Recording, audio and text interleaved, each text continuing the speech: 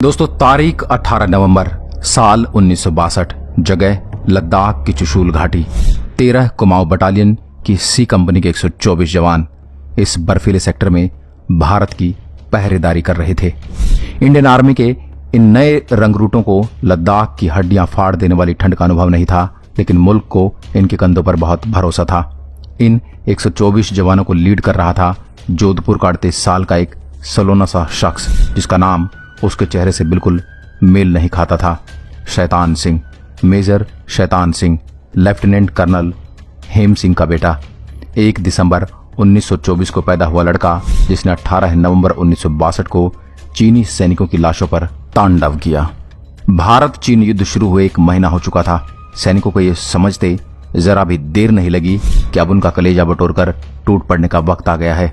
Major Shaitan Singh ने गोली चलाने का आदेश दे दिया। जहां कुछ देर पहले बुद्ध की मुस्कान सी शांति छाई हुई थी, अचानक पूरा इलाका गोलियों बमों की आवाज से गूंज उठा। मगर चंद मिनट बीतते ही भारतीय सैनिक समझ गए कि ये जाल है चीनी सेना का फैलाया हुआ। चीन की पीपल्स लिबरेशन आर्मी ने अपने सैनिक न भेजकर पहले कई याक के गोलों में लालटेन बांधकर उन्हें भारत की ओर भेजा था। उस अंधेरे में एक बार में समझना मुश्किल था कि सामने जानवर है या सैनिक। चीन ने ऐसा क्यों किया था? क्योंकि उसे पता था कि चुशूल घाटी पर भारत के पास बहुत सैनिक नहीं हैं और उनके पास हथियार तो और भी कम हैं। हमारे सैनिकों के उलट चीनी सैनिक लद्दाख की ठंड से लड़ने की पूरी तैयारी में थे। वो भारी तादाद में हथियार लाए थे। भारतीय सैनिक के पास जो बंदूकें थी वो सेकेंड वर्ल्ड वार के समय बेकार मान ली गई थी। उनके पास सिर्फ लाइट मशीन गन्स, LMG और 303 राइफलें थी। ये राइफल एक बार में एक ही गोली ताकती थी। भारत के 124 सैनिकों पर चढ़ाई करने के लिए चीन ने 3000 से ज्यादा सैनिक भेजे थे। सुबह करीब 5:30 बजे चीनी सैनिकों ने बंदूक और मोर्टार के साथ भारतीय सैनिकों पर हमला बोल दिया। मेजर शैतान सिंह ने अपने वायरलेस पर सीनियर ऑफिसर से मदद मांगी। उन्हें जवाब मिला कि अभी मदद पहुंचाए जाने की बिल्कुल गुंजाइश नहीं है और वो बाकी सैनिकों के साथ पीछे हट जाएं। उस समय इंडियन आर्मी की प्राथमिकता अपने जवानों की जान बचाना था। शैतान सिंह का दिल नहीं माना। चौकी छोड़ने का मतलब था हार मान लेना, और शैतान सिंह 18 नवंबर को हार मानने वाले नहीं थे। उन्होंने सैनिकों के साथ मीटिंग की। उन्होंने अलग अलग ग्रुप में बांटकर अलग अलग जगहों पर तैनात किया और फिर चीनी सैनिकों को मारना शुरू किया। बिना कवर के यूं एक दूसरे जगह जाने के चलते उन्हें कई गोलियां लगी। कुछ घंटों के बाद कई सैनिक शहीद हो चुके थे, लेकिन खून में सने मेजर शैतान सिंह की आंखें देखकर कोई सैनिक पीछे नहीं हटा। मेजर के बुरी तरह घायल होने पर 2 सैनिक उन्हें बर्फीली चट्टान के पीछे ले गए। नीचे जाकर मेडिकल हेल्प लेने को कहा, लेकिन मेजर ने मना कर दिया। उल्टा उन्होंने मशीन गन मंगाई। एक मशीन गन के ट्रिगर से रस्सी बांधकर उसका दूसरा सिरा अपने पैर से बांध लिया और एक बंदूक हाथ में ली। लड़ते रहे, मारते रहे।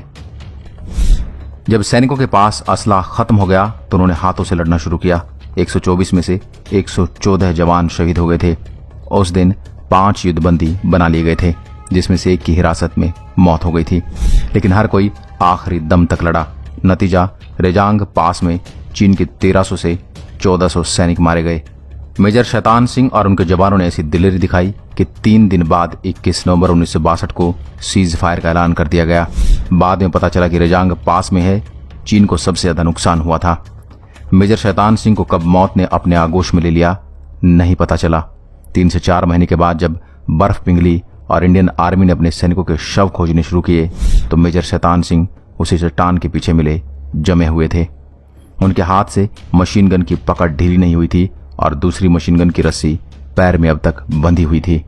शहीद हुए 114 जवानों के शव भी वहीं मिले, टूटी हुई बंदूकों के साथ, लेकिन कोई भी अपनी पोस्ट छोड़कर भागा नहीं था। ये वो सैनिक थे जिन्होंने एक भी चीनी को घुसने नहीं दिया था।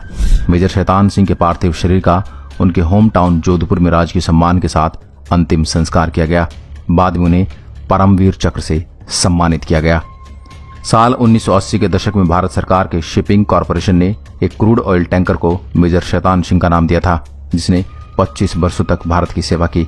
यह कहानी 1962 में रेजांग ला पर हुई घटना की, जिसने देश के 124 जवानों को अमर बना दिया। आज के लिए बस इतना ही। अगर वीडियो पसंद आए तो लाइक करिएगा और ऐसे वीडियो देखने के लिए हमारे पेज को फॉलो जरूर करें। जय हिंद।